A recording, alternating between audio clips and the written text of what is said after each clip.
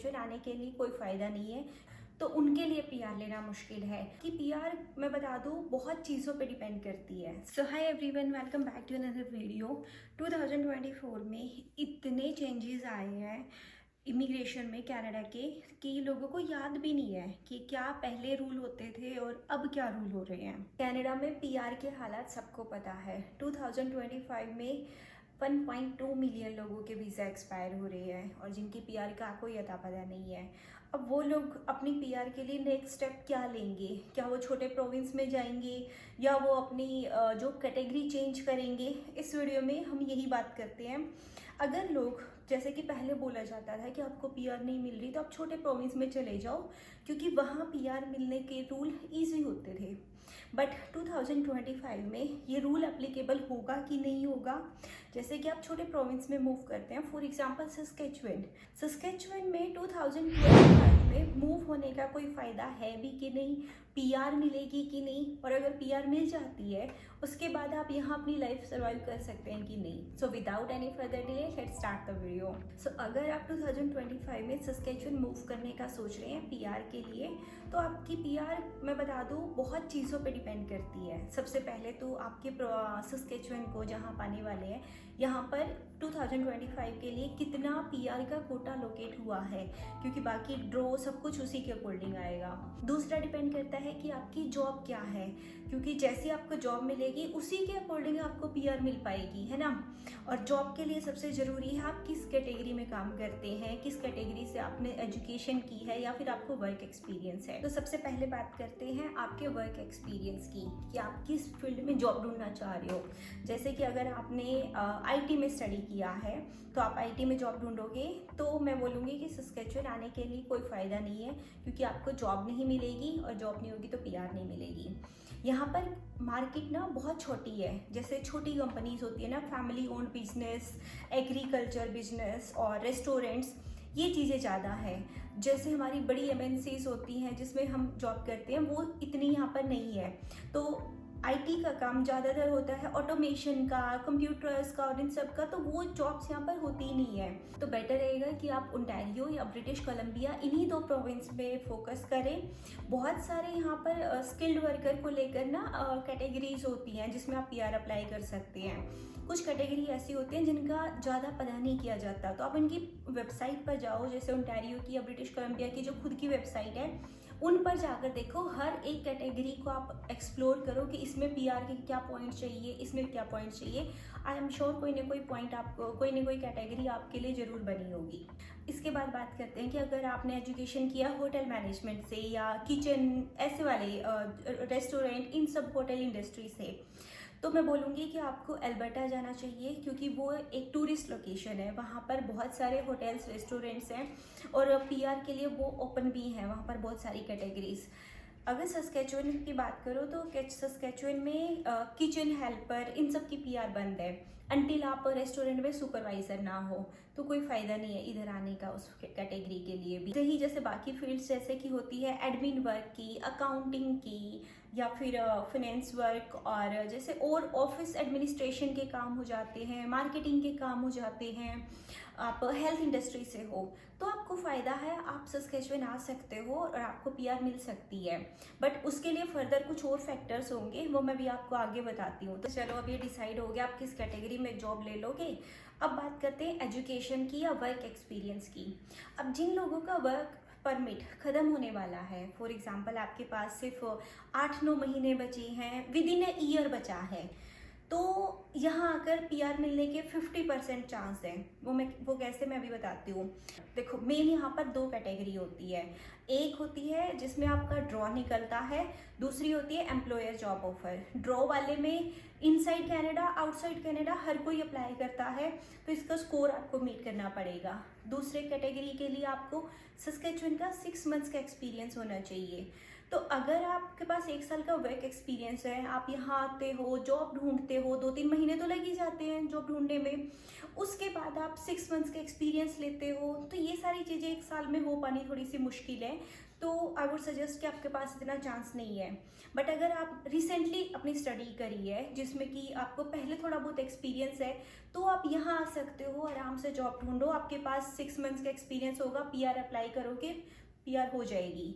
But अगर जैसे कुछ लोग ओवर एक्सपीरियंस होते हैं, मैनेजर्स की पोजीशन पर होते हैं, वो अगर इधर मूव करते हैं तो उनको थोड़ी सी एक्सपेक्टेशन होती है कि हमें अपने लेवल की जॉब मिले, अपनी सैलरी की रिक्वायरमेंट भी अच्छी होती है, तो उनके अकॉर्डिंग जॉब मिलना और फिर पीआर लेना वो थोड़ा सा मुश्किल हो जाता है यहाँ पर। सो अगर क्लियर वर्ड्स में बताऊँ तो कनाडा में अगर आपका वर्क परमिट बचा है 1 साल से कम का, सस्केचुअन में आपके कोई रेफरेंस या जान पहचान नहीं है और आप पीआर के लिए आना चाहते हो, तो आई वुड सजेस्ट कि मत आओ, नहीं होगा। वहीं अगर आपके पास वर्क परमिट है 2 साल का, तो आप आ सकते हो, आपकी पीआर हो जाएगी, फेयर चांस है। तो अब बात कर लेते हैं कि अगर मैं मना कर रही हूँ कि आपकी पीआर नहीं होगी इतने एक्सपीरियंस में या इतने वर्क परमिट में, तो मैं क्यों मना कर रही हूँ। जो ऑक्यूपेशन इन डिमांड और ये वाली कैटेगरी है ना, इसके लिए ड्रॉ आजकल आउट ऑफ 110 मिनिमम रिक्वायरमेंट होती है 60, बहुत जल्दी ये उसको 65 करने वाले हैं, बट अभी चेंज नहीं हुई है। तो अगर जो नॉर्मल लोग होते हैं, जैसे एक बच्चे ने 12th किया, ग्रेजुएशन की, डिप्लोमा किया, 1-2 साल का एक्सपीरियंस है, अच्छा खासा आईएलटीएस है, तो उनका ना जनरल स्कोर रहता है 60 to 70 के बीच में, एक एवरेज स्कोर की मैं बात कर रही हूँ। आज के टाइम पर 2024 के अगर आप ड्रॉ देखोगे SINP के, सस्केचुअन के 3 ड्रॉ निकाले हैं इन्होंने पूरे साल में, और तीनों ड्रॉ में स्कोर अबव 80 रहा है। अबव 80 कैसे जाते हैं, यहाँ पर अगर आपका कोई रिलेटिव है ना, या जो भी ब्लड रिलेशन वाले होते हैं, उस रिलेटिव के 20 पॉइंट्स मिलते हैं। तो अगर आपका 60 का स्कोर है तो आपको 20 पॉइंट्स मिलके 80 हो जाएंगे। नॉर्मली बच्चों का 65, 70 ऐसा स्कोर होता है, तो वो 80 से 90 वाली कैटेगरी में पहुंच जाते हैं, तो पीआर हो जाती है। तो जो लोगों का ब्लड रिलेटिव या ऐसे कोई रिलेशन वाला सस्केचुअन में नहीं रहता, तो उनके लिए पीआर लेना मुश्किल है 24 के रिजल्ट के अकॉर्डिंग। हालांकि 23 में ये स्कोर नीचे भी आया था, 2025 में हो सकता है नीचे आ जाए, बट कोई उम्मीद है नहीं ज़्यादा। दूसरे तरीके की हम बात करते हैं, दूसरे तरीके से यहाँ पे पीआर होती है जो बच्चे यहाँ पर स्टडी कर रखी है, या फिर जिन बच्चों ने यहाँ पर एक्सपीरियंस ले लिया 6 महीने का। आपको अपनी होम कंट्री से कोई एक्सपीरियंस नहीं था, यहाँ 6 महीने का एक्सपीरियंस हो गया। अब उस एक्सपीरियंस के बाद आपका एम्प्लॉयर क्या करेगा कि आपका जॉब अप्रूवल लेटर अप्लाई करेगा। वो जॉब अप्रूवल लेटर आएगा गवर्नमेंट से कि हाँ, इस जॉब पर, इस सैलरी पर आप इस बंदे को रख सकते हो। वो आप अटैच करके, आप अपने प्रोफाइल में अटैच करके पीआर अप्लाई करोगे तो आपकी पीआर होगी। बट यहाँ पर लूप होल क्या आता है, एम्प्लॉयर्स इस जॉब अप्रूवल लेटर को अप्लाई करने में दिक्कत करते हैं, क्योंकि कुछ रिक्वायरमेंट होती है जो उन्हें मीट करनी पड़ती हैं। ऑडिट भी होता है, जैसे कि सैलरी उनको उतनी देनी पड़ेगी जितना गवर्नमेंट बोलती है। उसके बाद उन्हें वर्किंग आवर्स दिखाने पड़ते हैं, कंपनी को रजिस्टर करना पड़ता है, और ये सारी चीज़ों के बाद ना एम्प्लॉयर पीछे हट जाते हैं कि नहीं, हम कोई और बंदा ही हायर कर लेंगे, हम आपको हायर नहीं कर रहे, जॉब अप्रूवल लेटर नहीं दिला रही। और बिना जॉब अप्रूवल लेटर के आप अपने पीआर अप्लाई नहीं कर सकते। तो इस वजह से सस्केचुअन में भी आज के टाइम पर ऐसे हालात हो रखे हैं कि लोगों के वर्क परमिट एक्सपायर हो रहे हैं, पीआर नहीं है, क्योंकि एम्प्लॉयर जॉब अप्रूवल लेटर दिलवा नहीं रहे, इधर से ड्रॉ निकल नहीं रहा है। तो अगर आप मूव कर रहे हैं तो देखो, इन सारी चीज़ों को ध्यान में रखो, क्योंकि आपके पास इतना वर्क परमिट होना चाहिए कि इस टाइम में आप जॉब भी ढूंढ लो और ऐसा एम्प्लॉयर ढूंढो जो आपके लिए जॉब अप्रूवल लेटर भी अप्लाई करे। बहुत सारे लोगों के साथ ऐसा वाला फ्रॉड भी होता है कि एम्प्लॉयर शुरू में हाँ भर देते हैं कि हाँ, हम अप्लाई कर देंगे, जॉब अप्रूवल लेटर दिलवा देंगे, और वो काम करते हैं 1-1, 1.5 साल, फिर जब वर्क परमिट एक्सपायर होने वाला है तो वे एम्प्लॉयर बैकआउट कर लेते हैं, वो अप्लाई नहीं करते। वो सिचुएशन सबसे ख़राब होती है बच्चों के लिए। तो ऐसा नहीं है कि ओंटारियो वाले बच्चों को कोई पीआर नहीं मिल रही, सस्केचुअन में भी बहुत सारे लोग ऐसे हैं जिनके पास पीआर नहीं है अभी तक, और गवर्नमेंट कुछ ऐसे इनिशिएटिव ले भी नहीं रही है, तो बेचारे क्या गए। अगर कोटा की बात करें तो सस्केचुअन में 2025 में 8,500 कोटा अलोकेट हुआ है। That means employer job offer category plus occupation in demand, और जितनी भी अलग कैटेगरी हैं, एग्रीकल्चर है, होम है, हेल्थ सेक्टर है, इन सबको मिला के 8500 होगा। उसके अंदर सैस्केटून भी है, रजाइना भी है। अब जैसे कोई इंडिया में है जिसका 60 का स्कोर है, उसका कोई रिलेटिव यहाँ पर है, तो उनका स्कोर 20 पॉइंट्स मिलने के बाद 80 हो जाता है, तो वो लोग भी इसमें 8500 में ही इंक्लूड होंगे।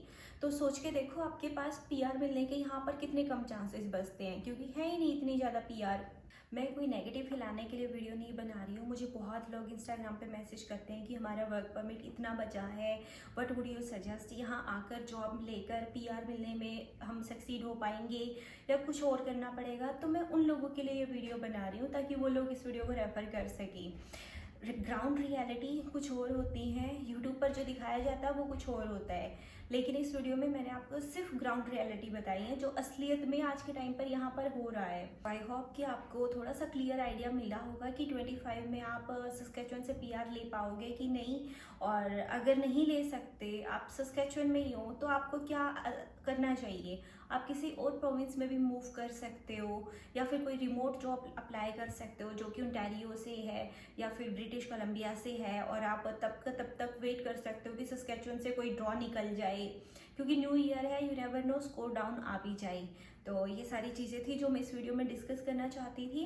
आई होप आपको आइडिया मिला होगा। एंड अगर सस्केचुअन से रिलेटेड आपको कुछ और इन्फॉर्मेशन चाहिए तो आप मुझे इंस्टाग्राम पे फॉलो कर सकते हैं, ये मेरी आईडी है, और मैं यहाँ पर डेली व्लॉग्स बनाती हूँ, सस्केचुअन से रिलेटेड इन्फॉर्मेशन भी शेयर कर सकती हूँ।